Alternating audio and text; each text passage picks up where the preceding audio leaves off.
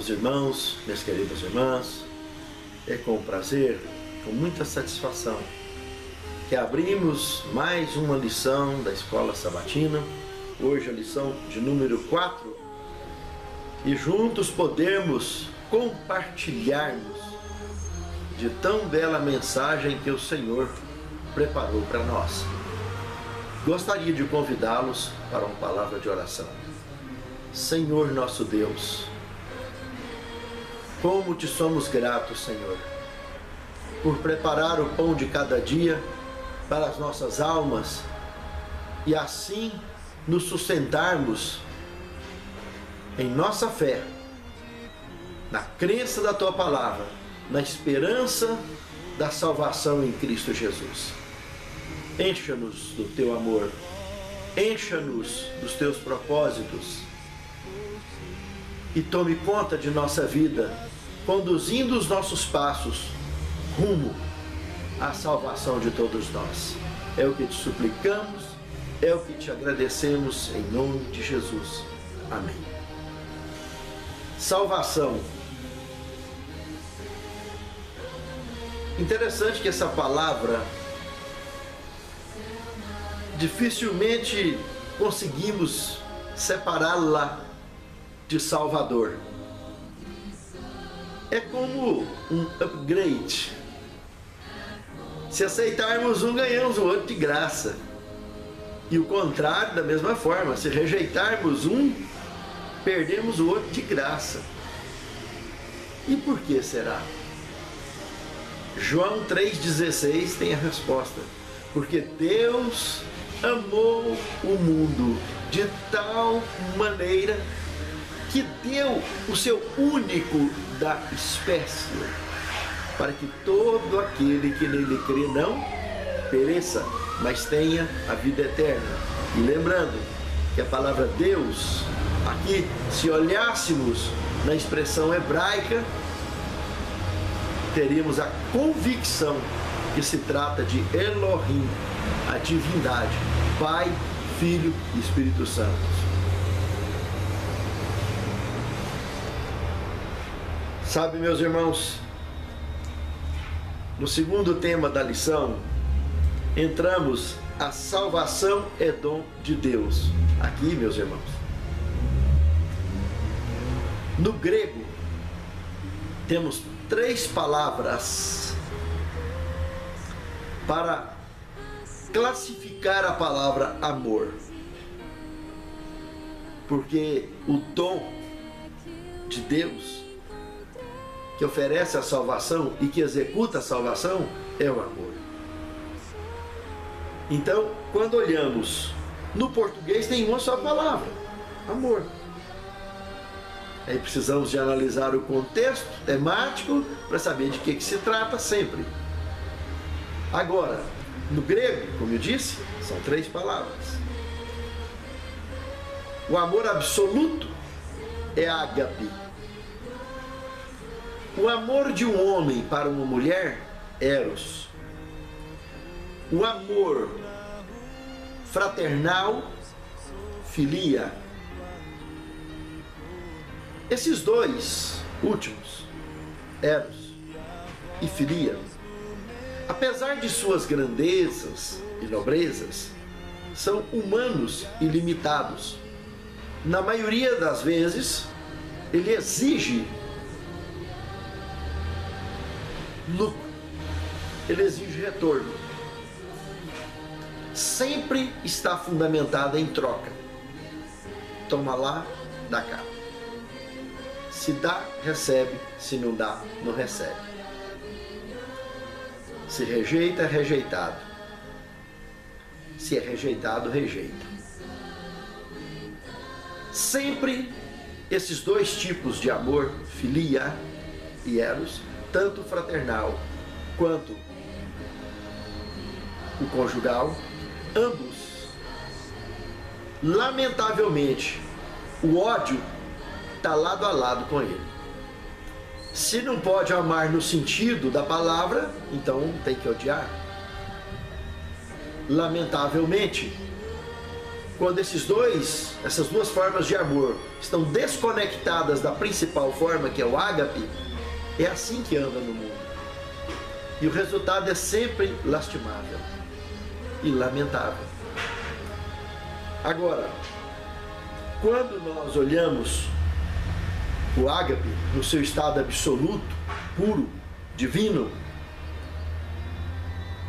aí isso se torna um foco para que tanto o eros quanto o filia possam ser absorvidos pela supremacia do amor verdadeiro e genuíno. E aí tudo a ver com o tema estudado, a salvação, um dom de Deus. Se olharmos no hebraico, a palavra ahab é encontrada mais de 200 vezes no Antigo Testamento, 32 delas voltada com referência ao amor de Deus em sua forma absoluta, incondicional, amor por escolha. Se formos lá no livro de Cantares, aonde ilustra o amor de Cristo pela igreja, como também o amor de um homem para uma mulher, ao vermos a frase amor de minha alma, lá em Cantares, no hebraico, ahabá nafsi, amor de minha alma. E isso é uma conexão perfeita do amor eros com o amor ágape, o eros e o ágape do grego. Cantares sempre convidou e continua convidando qualquer casal para que foquem a felicidade a um mergulho profundo no paraíso de amor limpo e verdadeiro.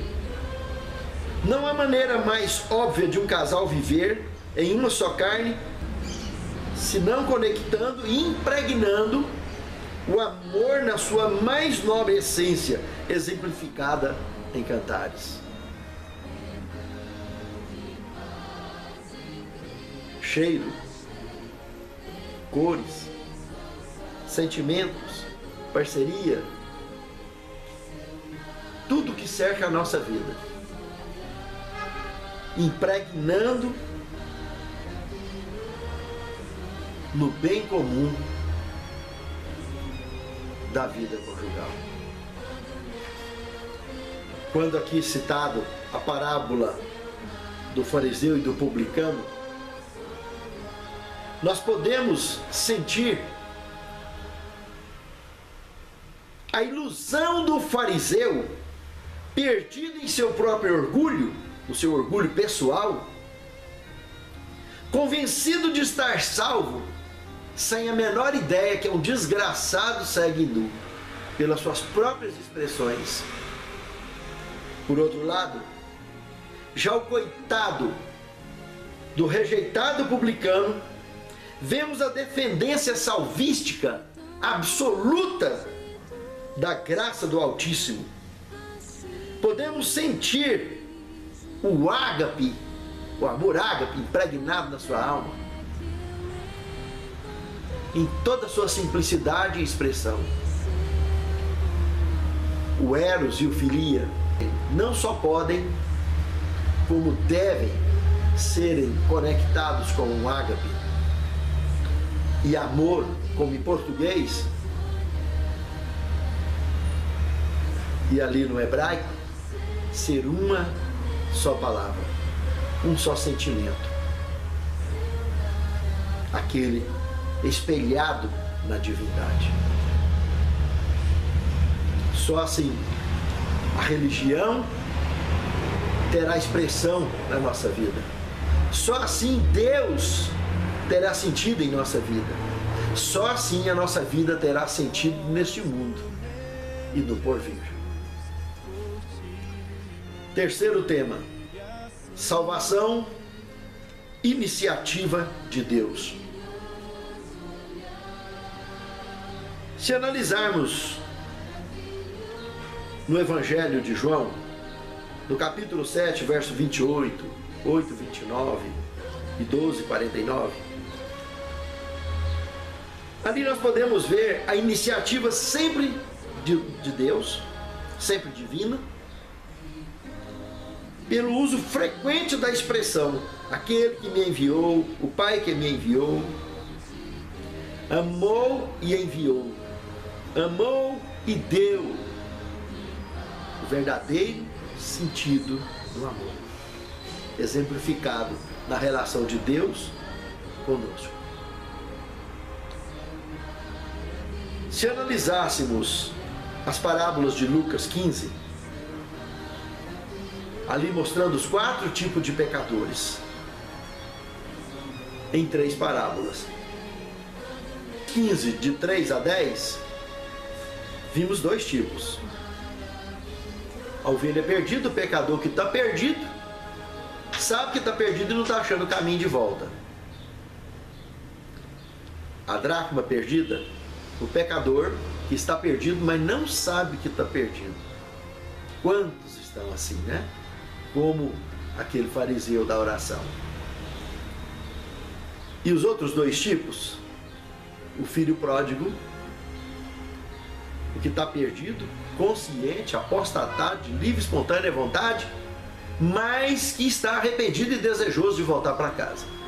E o filho mais velho, o fariseu zeloso, que por um simples toque, se deixar por conta dele, acaba de jogar no buraco o pródigo que voltou.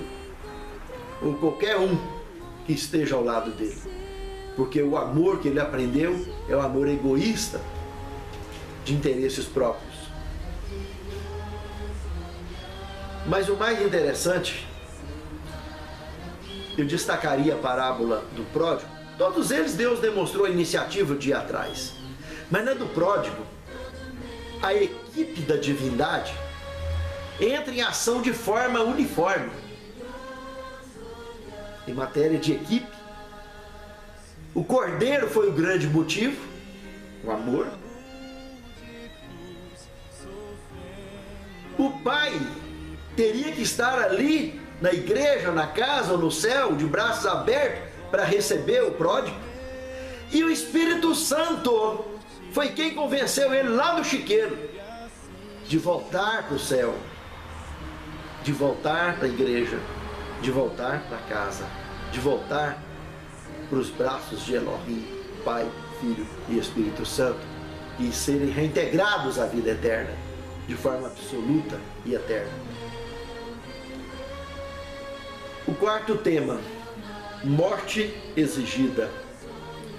Se observarmos o termo, o Cordeiro de Deus, ali em João 1,29, que tira o pecado do mundo, conseguimos ver de forma absoluta e sem volta o sacrifício de Cristo, de forma profética e inevitável.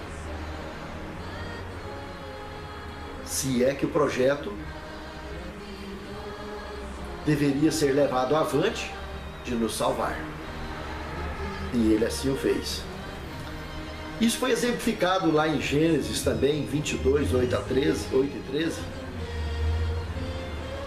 O cordeiro que apareceu para substituir Isaac. Hebreus capítulo 9, verso 22. Sem sangue não há remissão de pecados. Por quê? Uma determinação absoluta da luz eterna. Mas Jesus, no Evangelho de João 15, verso 13, mostrou que não há forma de expressar maior amor do que dar a sua própria vida em favor dos seus amigos. Em Mateus 26, 28, em favor de muitos para a remissão de pecados. Meus amados, a morte exigida, morte cumprida, e morte de cruz e morte eterna, Apocalipse 1:5, o único no universo que morreu até hoje. Os demais estão dormindo. Desmanchou, sumiu debaixo da terra, do mar, do fogo, e por aí afora. Mas naquele grande dia ouvirá a voz e obedecerá a voz do Criador. E o mar dará os corpos que nele desapareceram. O fogo dará o que nele desapareceram. A terra devolverá aqueles que desapareceram debaixo. Meus amados, os que ressuscitarão, ouvindo a voz do Criador, convidando para a vida eterna, a receberão. Mas, lamentavelmente, muitos, uma multidão incontável, como a areia do mar, ouvirão a voz do Criador para ressurgirem, para receberem juntos diabo, seus anjos e pecadores voluntários, para receberem juntos a paga eterna por suas escolhas de viverem no erro e no pecado. Quinto tema: livres do pecado. Aqui podemos entender conta paga, conta quitada. Só ela nos liberta dessa escravidão, dessa dependência. Porque enquanto estamos impregnados com o pecado, o diabo nos mantém no cativeiro da escuridão, da ilusão, da mentira e da morte. Porque ele é homicida e mentiroso. Jesus veio para proclamar a libertação dos cativos e pôr em liberdade os oprimidos. Lucas 4:18, confirmando a palavra de Deus dita já ao profeta Isaías há centenas de anos antes de se confirmar em espírito e em verdade no ministério de Jesus. Veja que em Marcos também, capítulo 5, verso 1 ao 20, e Lucas 8, 1 e 2, Jesus não libertou Batista da prisão de Herodes, mas vimos que ele libertou prisioneiros espirituais de Satanás. João já estava liberto da prisão de Satanás. Todo o seu ministério e a sua vida, ele nunca foi escravo de Satanás. Ele, do ventre de sua mãe, foi chamado para servir a Deus em espírito e em verdade, e assim o fez. Como muitos no passado fizeram. Mesmo como pecadores, nascidos nesse mundo de pecado, fizeram a escolha de servir e servir a vida toda.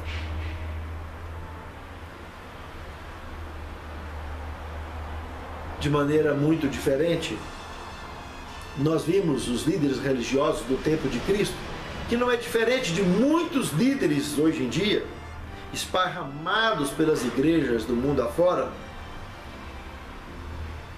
vivendo de maneira bastante diferente dessa que Jesus convidou.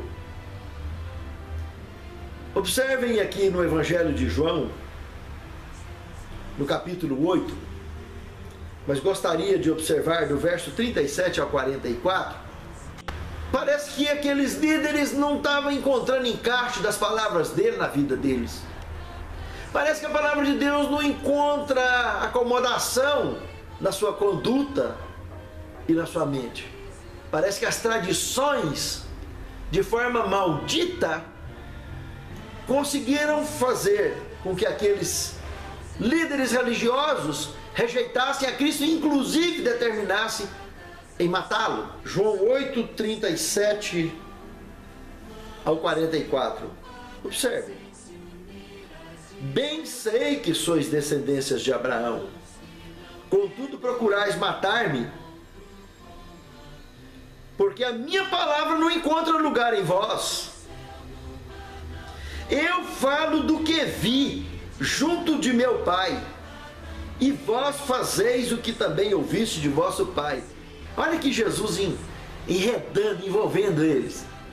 De certa forma, eles estavam entendendo que esse pai seria José, quando ele apresentou o pai deles. Mas Jesus estava falando do Pai Celeste.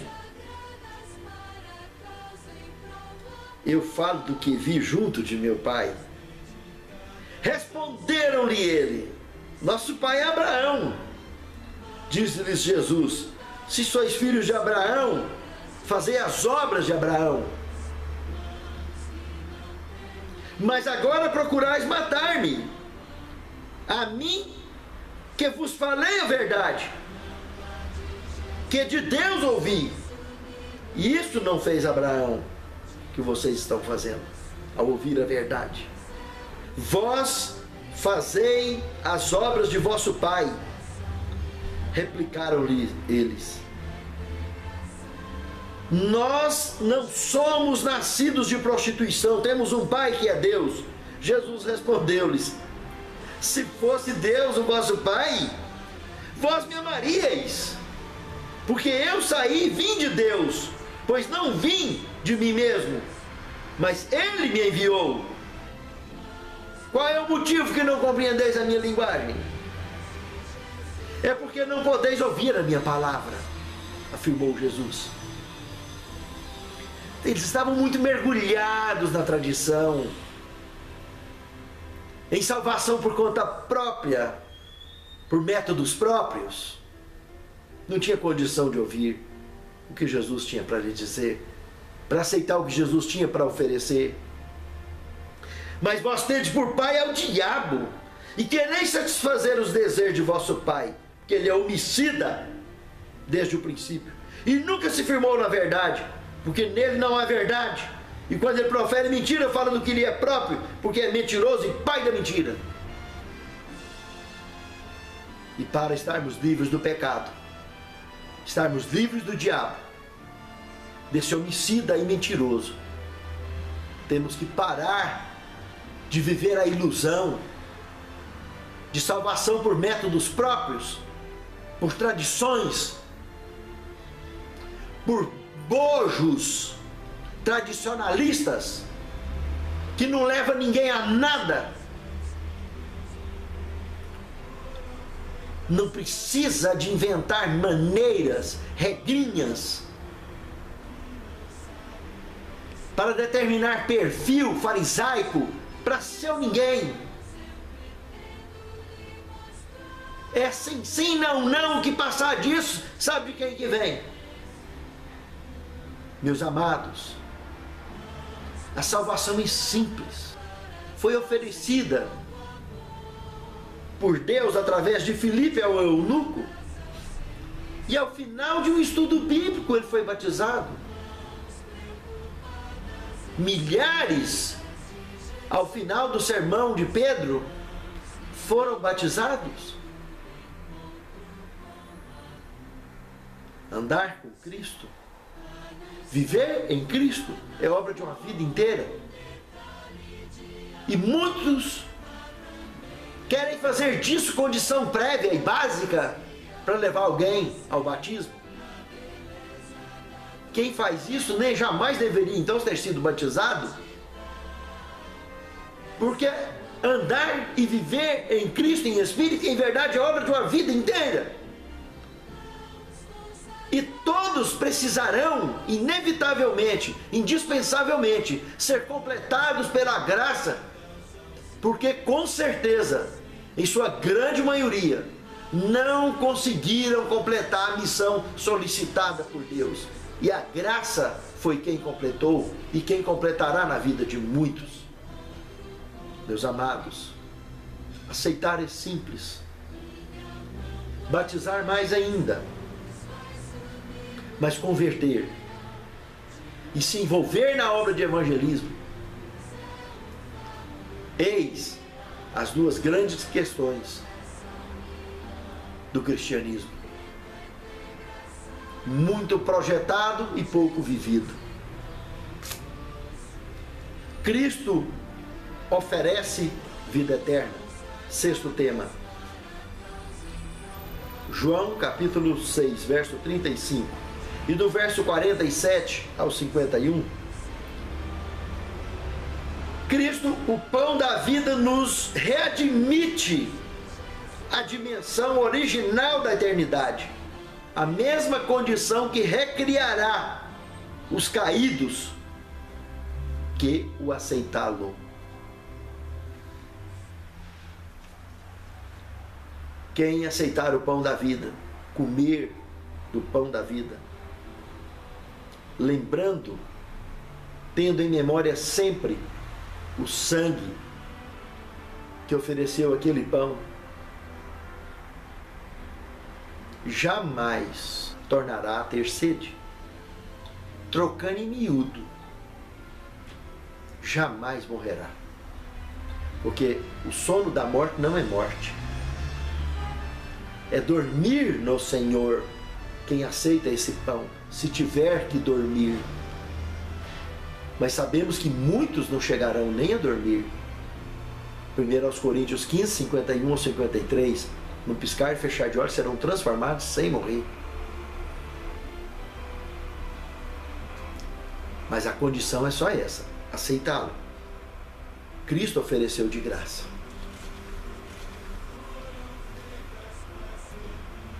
E o 7º tema, contemplando o Redentor crucificado. O desejar de todas as nações, página 661. Podemos aqui tirar algumas frases muito interessantes para fechar a lição dessa semana. Contemplando o Redentor crucificado, compreendo mais plenamente a magnitude e significado do sacrifício feito pela majestade do céu. Aquele que contempla o incondicional amor do Salvador será elevado no pensamento, purificado no coração, transformado no caráter, sairá para ser uma luz ao mundo, para refletir, em certa medida, esse misterioso amor. Que Deus abençoe a mim e a você. Que verdadeiramente reflitamos pelo nosso testemunho, pela nossa conduta, pelas nossas expressões e pensamentos, que somos um com Ele. Santo Deus, faça-nos servir a Ti e que possamos ser usados como instrumentos vivos na Tua mão para expressar ao mundo ao nosso redor a luz do Teu reino e da salvação. Consagra-nos, prepare-nos para o Teu reino, santifica-nos em Tua palavra, porque a Tua palavra é verdade. É o que te pedimos, agradecidos, em nome de Jesus. Amém. Os que não temem o encontro com a luz, minha mão com a de Jesus vai se unir no ideal de mostrar que a sua cruz é